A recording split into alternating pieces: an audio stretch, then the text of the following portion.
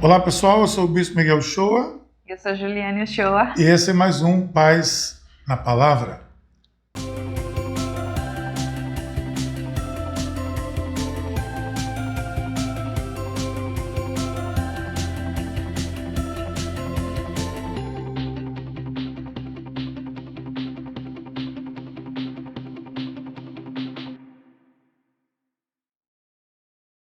Hoje nós estamos dando continuidade à temporada sobre Salmos.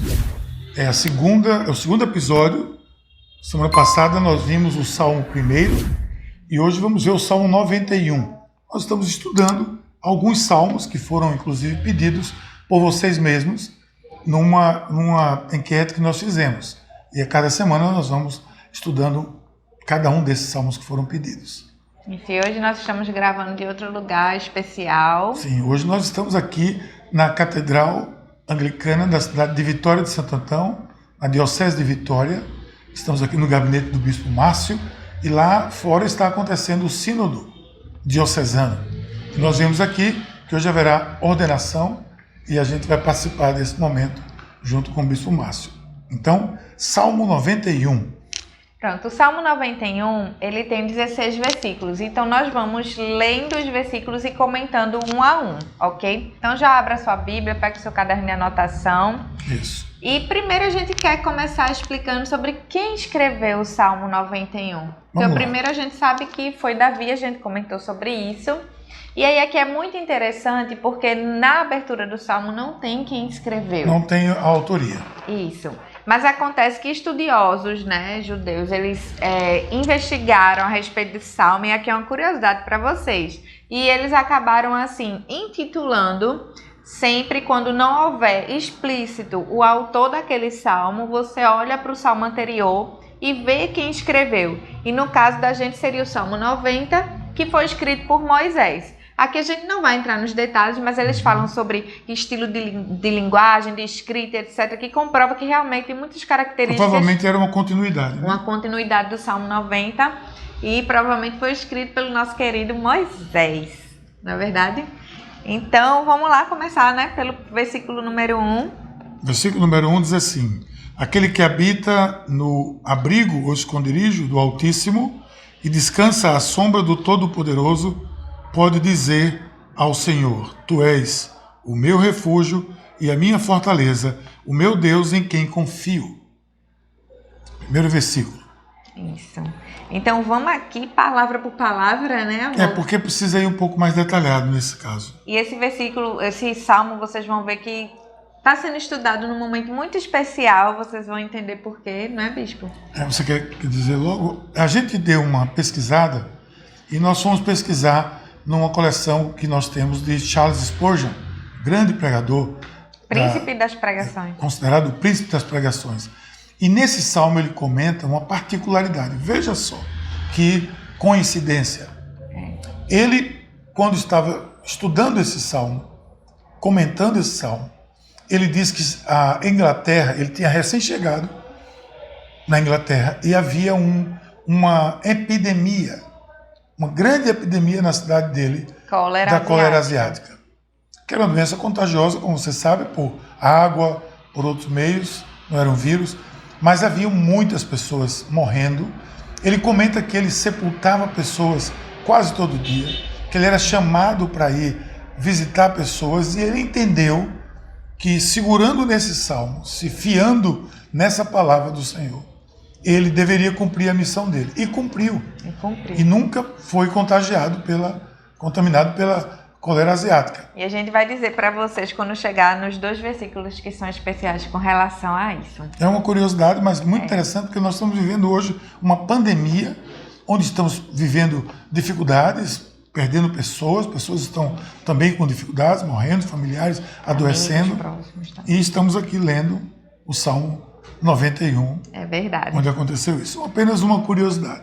Então, preste atenção aqui, que ele diz assim: aquele que habita no abrigo do Altíssimo. Esse aquele impele que a gente pense assim, não é qualquer um.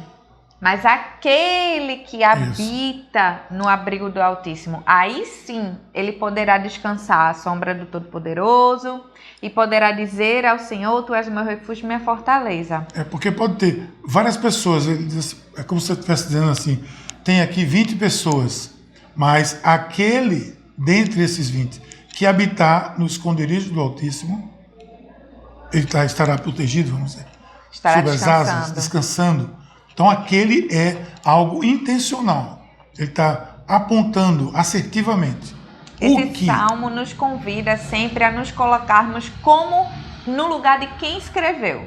Isso. Então, à medida que você for lendo, vai como se fosse você escrevendo esse salmo para Deus.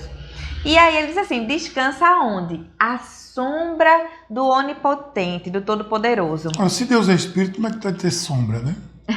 É uma linguagem, claro, humana, poética, de algo que está nos protegendo, que está, especialmente num povo desse, Moisés, no meio do deserto, ele deve ter escrito isso. Então ali um calor infernal, e ele diz, a sombra do Onipotente. Isso. E aí sabe o que é interessante? Que aqui Spurgeon traz para a gente uma reflexão, que no Santo dos Santos, lembram que era aquele lugar que poucas pessoas entravam, mas era o lugar somente o sumo sacerdote, de maior intimidade com Deus, não é verdade?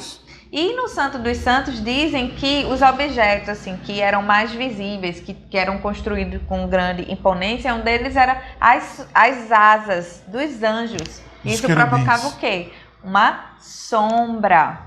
Né? E aqui Moisés ele está escrevendo quem habita no abrigo, no esconderijo. Ele descansa sobre a sombra de quem? Não é nem dos anjos, é do Todo-Poderoso. E aí, gente, se você está na sua casa, aí de repente está alguém chegando aqui por trás de você, uma luz, aí de repente você vê o quê? A sombra lhe cobre.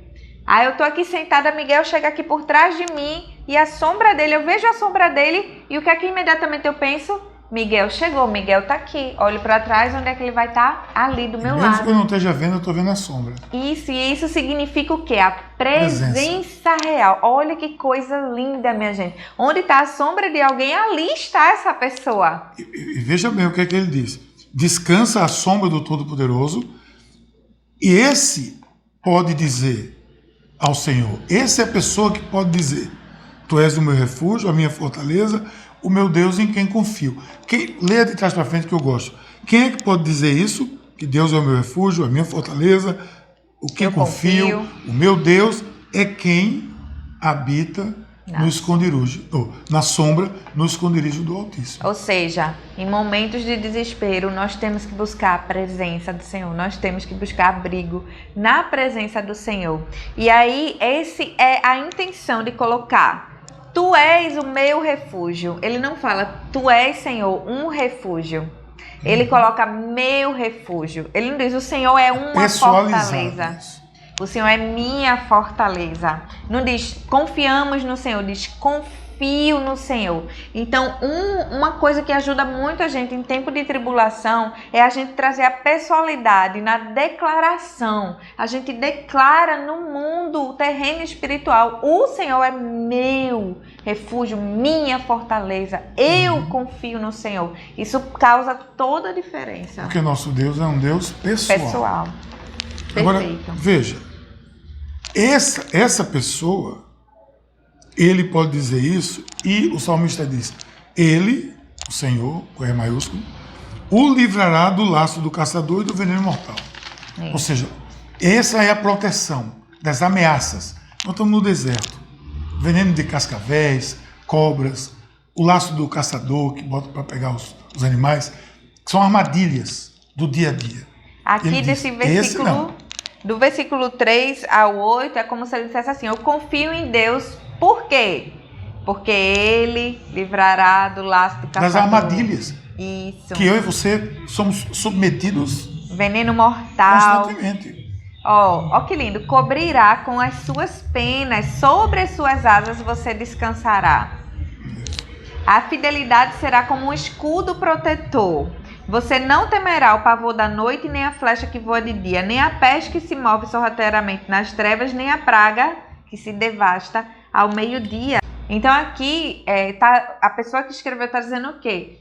todo e qualquer tipo de tribulação, de ameaça, de ataque, seja ele sutil, Armadilha. né? Seja uma armadilha, seja algo descaradamente, né? Algo afrontador mesmo. Qualquer tipo de ameaça, qualquer tipo de atentado contra a vida do que descansa nas asas do Senhor, ele estará, o próprio Senhor, protegendo.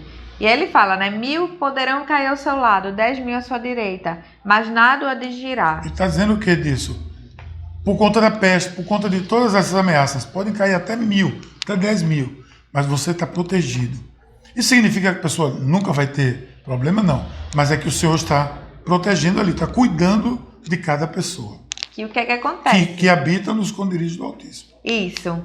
O que acontece? Isso daqui pra gente, não é que a gente esteja imune, né? Que não vamos pegar. Pode até ser que aconteça, né? Que a gente não adoeça, que a gente não Especificamente, pegue. o Senhor protege de maneira diferente cada um. Mas aqui, gente, é aquela história. Não temam aquele que pode matar a carne, mas temam aquele que mata a carne junto com o espírito.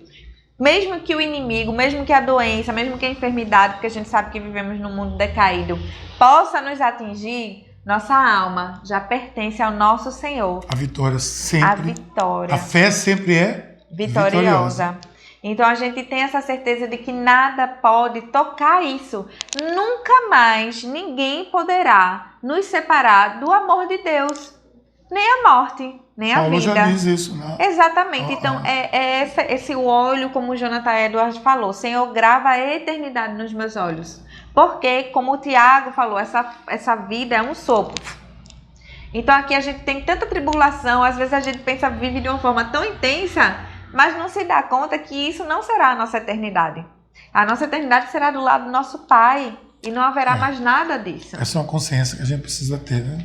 Caso contrário, a gente se envolve com as coisas temporais de maneira que elas sejam eternas. Elas não são. Exatamente. Elas são temporais. Exatamente. Qual é o versículo agora? Onde é que nós estamos? No bloco? E aqui no 9 agora, se você fizer do Altíssimo o seu abrigo, o Senhor o seu refúgio, Do Senhor. nenhum mal o atingirá. É uma repetição. Isso. Isso na poesia hebraica é muito comum, a repetição em outras poesias, em outras literaturas, para reforçar o que foi dito. Ele diz uma coisa e volta para reforçar o que foi dito. Mesma coisa, se você fizer do Altíssimo o seu abrigo, voltou para o versículo 1. Isso. Do Senhor o seu refúgio, versículo 1. Desgraça alguma chegará. Acabamos de ver isso aqui. Isso. Porque os seus anjos, ele dará ordem a seu respeito. E aí o que é que acontece? Spurgeon, quando ele compartilhou a experiência pessoal dele, ele achou justamente esses 2 versículos, minha gente. Ele disse que de tanto ser chamado para fazer sepultamento, para orar por enfermos, etc., aquilo estava matando ele espiritualmente e no coração. Ele coloca assim. Um peso, né? Um peso, isso. Só que ele diz assim, Senhor, eu tenho que continuar, né? Eu tenho que continuar consolando as famílias, eu tenho que continuar orando pelos enfermos. E aí ele estava a caminho de um sepultamento e na rua, passando, ele viu um papel enganchado em uma grade. Uma grade.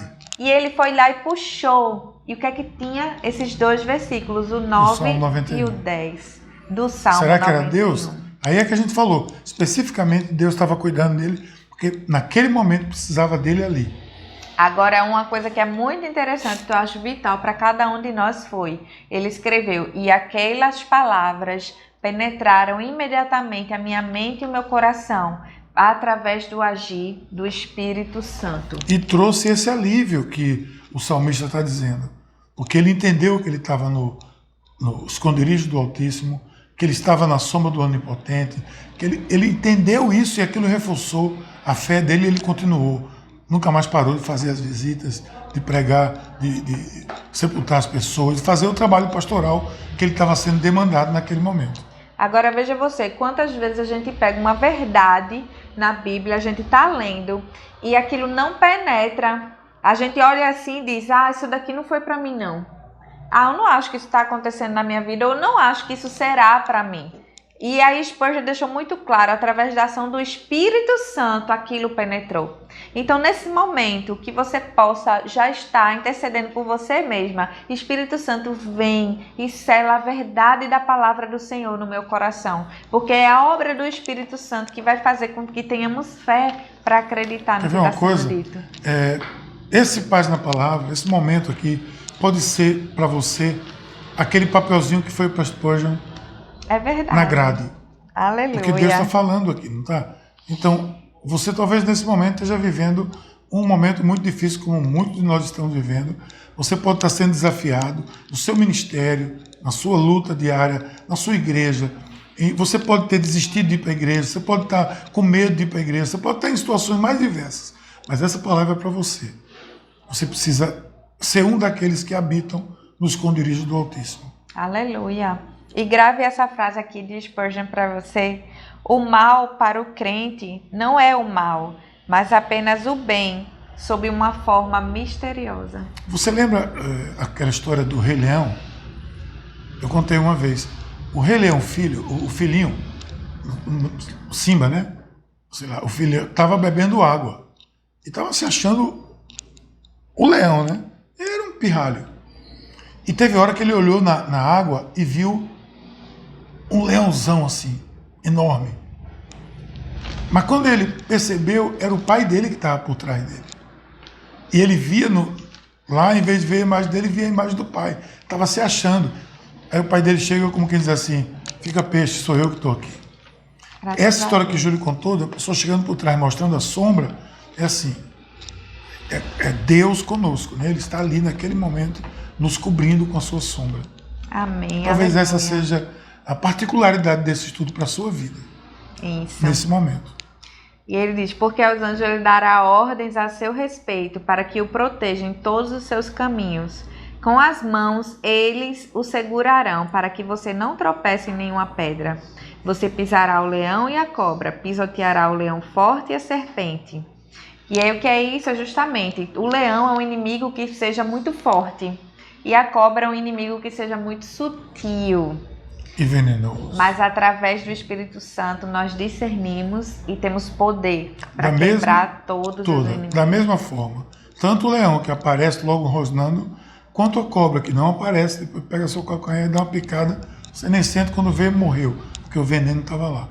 Às vezes é sutil, especialmente nesses dias de hoje. A ameaça desse mundo, e por isso a gente pode se colocar na sombra do Onipotente, é que às vezes são coisas sutis. E muita gente vai dizer assim, nada a ver, é só isso. Só isso é muito sutil. Ela vai picando, o veneno entra, em algum momento vai paralisar você. Volta lá no Salmo 1 e assiste também de novo para lembrar sobre isso. E aí dos versículos 14 a 16, gente, vocês vão observar uma coisa que é latente. Vamos ler? Porque ele me ama, eu o resgatarei, eu o protegerei, pois conhece o meu nome. Ele clamará a mim e eu lhe darei resposta. Na adversidade estarei com ele. Vou livrá-lo e cobri-lo de honra. Vida longa lhe darei e me mostrarei a minha salvação. Está falando daquele que habita nos esconderijos do Altíssimo. Aqui é enfatizada a questão do relacionamento. Intimidade. Ele me ama, ele conhece o meu nome. Porque presta atenção pelos blocos. O primeiro bloco ele diz quem é que protege. Agora, lá no último bloco ele está dizendo, essa pessoa, sobre essa proteção, vai viver isso aqui. Isso, ela vive essa proteção porque ela viveu primeiro o relacionamento. Relacionamento com Deus. Com Deus. Pessoal. Pessoal, exatamente. E aí o que é que acontece? Porque Deus não fala comigo, meu Deus, eu quero tanto. E aí às vezes você busca, pede que uma outra pessoa ore por você, para você escutar a Deus. Você começa a costurar o véu que Jesus veio e rasgou. Porque aqui ele está falando do santo do santo, da sombra que veio. Mas já foi rasgado esse véu. Nós podemos, no nosso secreto, ver que a sombra do Onipotente está cobrindo a gente. E Deus quer falar diretamente com você. Ele quer se relacionar com você. Olha o que é que ele está dizendo, versículo 14. Primeira coisa que ele diz.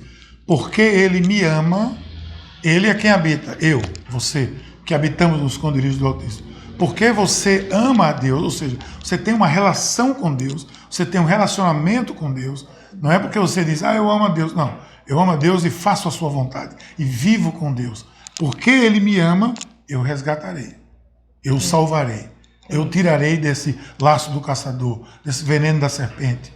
Essa é a proteção que o Senhor dá. E se você vê que esse salmo é uma evolução da demonstração do aprofundamento na relação. A relação é da proteção. Porque ele fala o quê? Eu vou dar ordem aos anjos. E aqui nesse versículo ele diz aqui, eu lhe darei a resposta, eu estarei com ele, eu vou livrar. O Senhor, o próprio, ele nem disse, vou mandar ordem a ninguém não, eu mesmo vou. Olha que lindo, isso é o nível de profundidade que a gente vê que existem realmente. Hoje, a representação lá da época do Santos dos Santos, para chegar ali, aí antes tinha um templo, aí antes tinha uma outra parte que só podia, cada vez mais ia ficando restrito até chegar no momento de máxima intimidade. E aqui a gente vê de uma coisa que sai do amplo e vai até o máximo da intimidade. Então é essa intimidade que aqui está sendo demonstrada que a gente precisa buscar. Assim, para mim esse salmo mostra também que sempre houve uma relação direta com Deus, no coração de quem o buscava. Isso. No momento da celebração, tinham os protocolos, mas na minha rocha, na minha sombra, embaixo do meu cajueiro, seja lá onde for, com Moisés, eu tinha minha relação com Deus. É verdade. Eu buscava o Senhor. Ele está dizendo, eu estarei com ele, eu o protegerei. É pessoal a coisa. E é essa relação que traz abundância de vida. Porque a gente pode ler aqui, vida longa eu lhe darei e lhe mostrarei a minha salvação. E aí você pergunta, Ju, eu conheço pessoas que eu via com tanta intimidade com o Senhor, por que então elas morreram jovens? Olha, o que esse versículo está querendo dizer é que independente se a pessoa que vive em intimidade com o Senhor morrer jovem ou morrer já idosa, ela teve abundância de vida. Então é essa intensidade. Não acontece isso. Às vezes que, por exemplo, você está vivendo alguma fase, só que você vive tão intensamente todo dia, cada minuto, cada hora, cada segundo, que passaram-se 10 dias e você diz, meu Deus, parece que passou já 10 anos que eu estou vivendo isso, que eu estou aqui, porque é intenso, é abundante. Eu brinco muito, né? Eu estou há 5 anos, um pouco mais de 5 anos na igreja, vou fazer 6 anos em outubro. E eu brinco que pra mim parece que são, sei lá, 20, parece que a vida toda foi assim. Parece que minha vida toda foi essa. Então, assim, a intensidade, a abundância vida abundante, vida. João 10:10 é isso. Exatamente isso. Não, é outra coisa. E mostra que aqui não se conta a vida por dias, mas como se vive os dias. O Kairos, não é o Cronos. Não é o Cronos. Exatamente, muito é o tempo de Deus e não o tempo nosso cronológico que a gente consegue controlar. Mas para finalizar, amor, eu queria fazer uma observação que eu não posso deixar de fazer. Por favor. Agradecer minha mãe. E talvez esse salmo tenha sido tão pedido porque eu tenho certeza que muitas pessoas usam ele justamente como uma oração para o Senhor proteger a quem elas amam e a si mesmo. A minha mãe me deu de presente esse Salmo 91 quando eu comprei meu carro. Aí ela disse, Ju, ó, coloque no seu carro o quadrinho assim. E eu andava no carro com esse quadrinho do Salmo 91. Não é superstição, não é nada disso. Porque ela conhecia a filha que tinha. Ela conhecia, na verdade, esse salmo. Ela nem conhecia muito da palavra de Deus, mas ela conhecia desse salmo e ela orava a Deus por proteção. Vê que lindo. Quantas pessoas não oram esse salmo por isso? E no tempo de hoje que a gente tá, eu sei que muitos de nós, eu também, já perdi familiares, amigos. Então, a gente tem que colocar a nossa esperança no Senhor. Amém. Que independente do cronos que a gente viver, que o nosso Kairos seja intenso com Deus, seja íntimo, porque Ele vai trazer a paz no meio do caos, Ele vai trazer testificações, não é como Ele fez com Spurgeon, assim como o Miguel falou, aquele bilhetinho ali. Talvez seja esse vídeo, o bilhetinho de Deus para a sua vida. Amém. Que bênção. Olha, nós temos muitos salmos adiante ainda. Isso. Esse foi o segundo que a gente estudou. Amém? Amém. Deus abençoe. Revise esse salmo. Deguste ele nessa semana, quem sabe. Leia como se fosse você escrevendo. E que assim a bênção do Deus Onipotente, do Pai, do Filho e do Espírito Santo esteja com todos nós, todo o povo de Deus e com você, que habita no esconderijo do Altíssimo, hoje e eternamente. Amém. Amém. Até a próxima.